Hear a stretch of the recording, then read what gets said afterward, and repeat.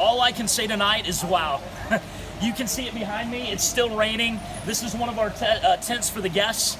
And I tell you what, when I got here, it was pouring down rain on the ground. People had started to leave, and all of a sudden, you can even see the chairs out here, okay? Right out here. People had started to leave, and I jumped up on the stage. The lights were down, people were running away, and I jumped up here in the rain, grabbed the microphone and said, wait.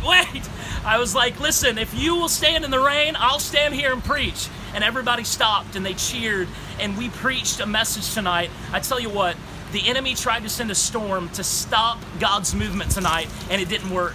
God claimed so many victories for his kingdom tonight. By the time I had gotten here, so many people had already left, but there were probably at the beginning about 4,500 people here, but the people who stayed were about 2,000, 2,500. And I tell you what, they stood in the rain and listened to the sermon. I preached a sermon about how God can conquer any storm in your life and how he can cast out any evil thing in your life, about the demon-possessed man. And let me tell you something, tonight, God shook this place. We had probably 15 or 20 demon-possessed people that were set free. We had a woman who was deaf that she could hear. I mean, these are things you only read about in the Bible, and they're happening right in front of our eyes.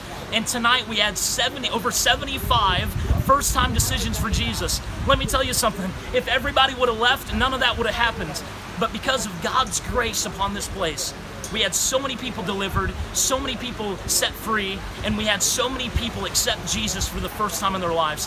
Thank you for praying for us. Pray for us tomorrow that no rain comes, and tomorrow we can see thousands and thousands of people accept Christ. And one of the most exciting things tonight, let me tell you, we had a couple who has never even thought about full-time ministry.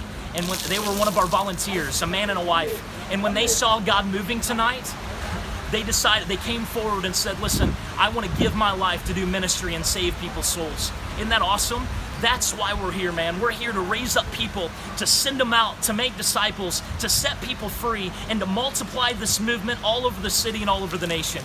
Please continue to join us in prayer and thank God with us tonight that even in the midst of rains and storms, he's still the God who saves, he's still the God who heals, and he's the same God that he's always been, and he's moving right now in Sri Lanka. Pray that he continues to move. We love you and can't wait to see what God does tomorrow night.